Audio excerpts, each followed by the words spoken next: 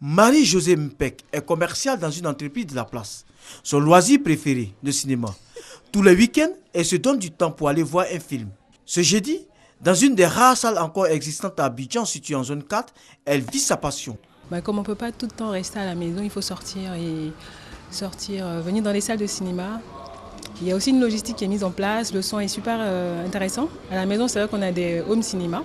Mais dans la salle de cinéma, encore les sons ressortent mieux et avec les lunettes 3D, on a l'impression de vivre le film pendant que le film passe. Comme elle, ils sont nombreux aujourd'hui ces cinéphiles qui prennent de leur temps en semaine ou en fin de semaine pour se faire plaisir en regardant des films sur écran géant, peu importe l'origine. Parce que j'estime qu'il faut pouvoir agrémenter ces soirées ici sur Abidjan et justement le cinéma c'est une bonne façon de pouvoir se détendre, seul ou en famille. Il y a eu une mutation au niveau du cinéma, donc il y a eu le passage de l'analogique au numérique. Il faut dire quand même que c'était un peu plus cher quand même. Et puis il y a eu la piraterie, donc la pollution des CD et tout ça, qui a fait que les gens s'asseyaient à la maison pour voir le film sur un ordinateur devenu au cinéma.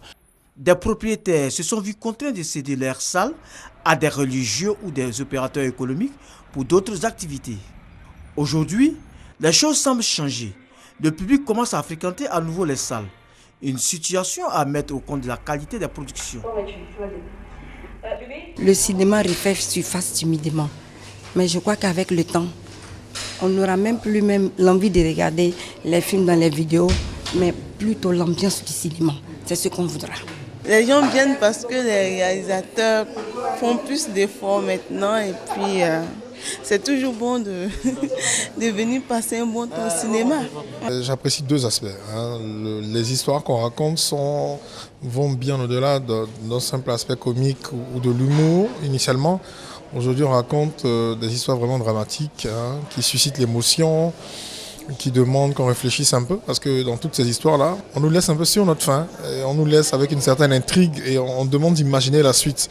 Donc à ce niveau-là, il y a un pas en avant, beaucoup de réflexions donc, qui viennent s'ajouter à ce qu'on avait déjà. Les Ivoiriens sont en train de revenir au cinéma, ça montre que les Ivoiriens sont en train d'accepter ce qu'on fait et ça c'est tout ce dont on a toujours rêvé, franchement. Cette attention particulière des cinéphiles met une pression supplémentaire sur les jeunes réalisateurs et producteurs de films. Au départ, on se plaignait de la qualité, mais aujourd'hui, de plus en plus, la stratégie a fini par payer parce qu'ils font sortir des films aussi qui ont des connotations qualitatives. Donc, pour nous, Ivoiriens, franchement, tu as porté notre pied à l'édifice en produisant. C'est comme ça qu'on peut apprendre. Il y a quelques petites lacunes, mais c'est un exercice, le cinéma. Il ne faut pas leur en vouloir. Nous avons tous commencé comme cela, à nous exercer à travers des courts-métrages, avec des dérapages visuels, pas thématiques. Voilà. Mais c'est un exercice permanent. Donc la perfection s'opère au fur et à mesure des productions. Mais que deviennent nos monuments du cinéma ivoirien dans cette relance du 7e art? Les anciens sont là, je pense qu'ils ont envie de travailler, mais ils n'ont pas la mentalité physique exprimée comme dans leur jeunesse pour se battre. Moi, je me suis battu, mais là, aujourd'hui, je ne peux plus agir comme il y a 20 ans. Dans ce cas-là, je souhaite que des instruments soient mis de manière pérenne à notre disposition pour pouvoir travailler. Je crois que c'est ça. J'ai un scénario sous la main que j'ai écrit avec Akafou, c'est notre scénariste habituel, qui est là.